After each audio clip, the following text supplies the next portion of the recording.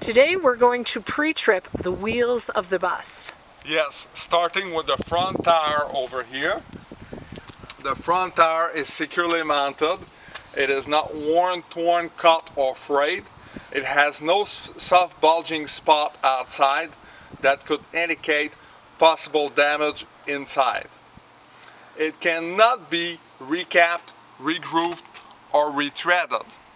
The tread has to be at least 4/32 of an inch deep. The adequate pressure level can be checked using a mallet or an air gauge when the tire is cool. The specifics of the company, such as the brand name, the tire size, and the adequate pressure level, are normally available. If they're not available outside the tire, there should be enough information for you to be able to do your own research and figure out that information. This is the outer rim. The outer rim is securely mounted, no missing nuts and bolts. It is not cracked, bent, dent, or damaged. There is no illegal welding, and there is no rust. Rust could indicate possible looseness. These are the lug nuts. The lug nuts are securely mounted. There is no missing nuts and bolts. They are not cracked, bent, dent, or damaged. There is no shiny spot. Shiny spots could indicate possible looseness. This is the hub oil seal. The hub oil seal is securely mounted. There is no missing nuts and bolts. It is not cracked, bent, dent, or damaged. The oil is at the proper level. It is not leaking. This is the valve stem over here. The valve stem is not cracked, bent, dent, or damaged. It is securely mounted. It is not missing nuts and bolts, and it is not leaking.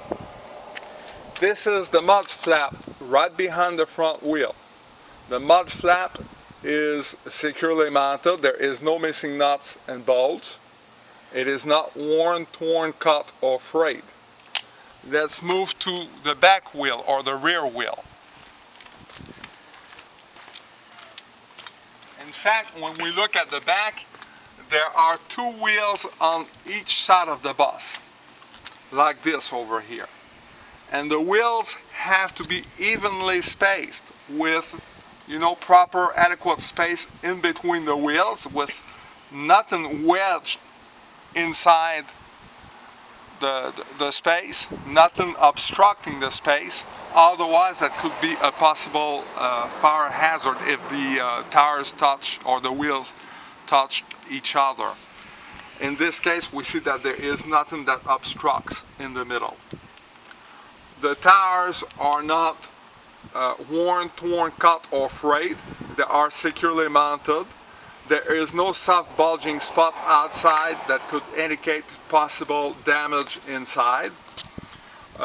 Once again, we see the specifics of the company, like the brand's name, the tire size, and the adequate level of pressure.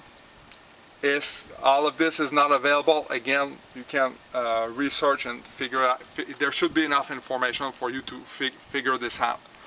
Also, you check the proper air level, air pressure, using a mallet or an air gauge. The tread, let's talk about the tread here.